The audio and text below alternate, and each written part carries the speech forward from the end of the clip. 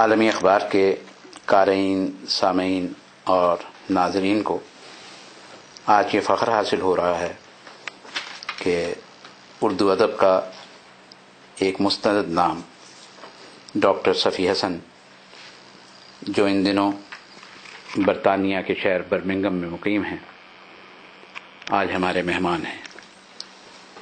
Doctor Safi حسن صاحب کے تعارف کے لیے ایک الگ پروگرام چاہیے، لیکن صرف اتنا عرض کرتا چلوں کہ ڈاکٹر صاحب غزل اور نظم دونوں ایک ہی معیار سے لکھتے ہیں۔ حال ہی میں ان کا چوتھا مجموعہ کلام میرا ستارہ بجھا نہیں ہے منظر عام پر آئی ہے۔ انشاءاللہ کسی اور پروگرام میں ڈاکٹر صاحب کا تفصیلی انٹرویو اپنے قارئین اور ناظرین کے لیے پیش کریں گے۔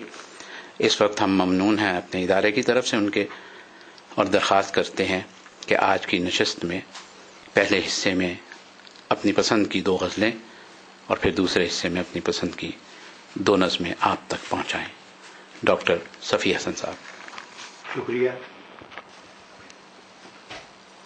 غزل پیش کر رہا ہوں، مطلب ہے فشار تنگی جہاں سے فراغ جس کو دیا، فشار تنگی جہاں سے فراغ جس کو دیا، اسی نے آگ لگائی چراغ جس کو دیا، اٹھا کے پھینک دیا کاسہ گماں کی طرح، اٹھا کے پھینک دیا کاسہ گماں کی طرح، بھرا ہوا دل و جاں کا عیاغ جس کو دیا، بھرا ہوا دل و جاں کا عیاغ جس کو دیا۔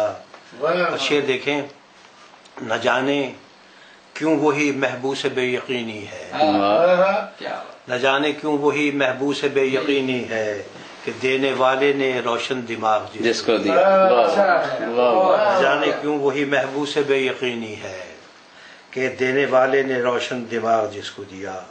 اور وہی تو بام نظر پہ کھلا ہے رات گئے، وہی تو بام نظر پہ کھلا ہے رات گئے، گلے نگار محبت نے داغ جس کو دیا، وہی تو بام نظر پر کھلا ہے رات گئے، گلے نگار محبت نے داغ جس کو دیا۔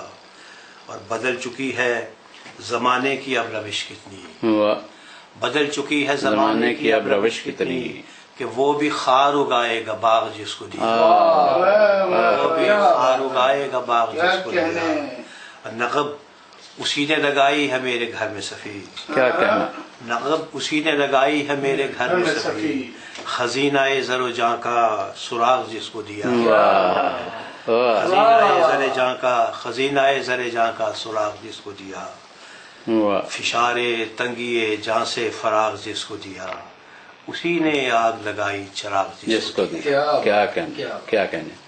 ڈاکٹر صفی حسن صاحب نے اپنے انتخاب میں سے پہلی غزل پیش کی، درخواست گزار ہوں کہ اپنی دوسری غزل عنایت فرمائیں۔ ڈاکٹر صفی حسن صاحب۔ مطلب پیشی خدمت ہے، وہ اس طرح میری ہر سوچ کا لبادہ ہوئی، وہ اس طرح میری ہر سوچ کا لبادہ ہوئی، کبھی غبار کبھی روشنی کا جادہ، کیا کہنا، کیا کہنا، کبھی غبار کبھی روشنی کا جادہ ہوئی، اور ملامتوں کا وہ پتھر بھی گھر سے آیا تھا، کیا کہنا، کیا کہنا، ملامتوں کا وہ پتھر بھی گھر سے آیا تھا، اسی لیے مجھے تکلیف بھی زیادہ، اسی لیے مجھے تکلیف بھی زیادہ۔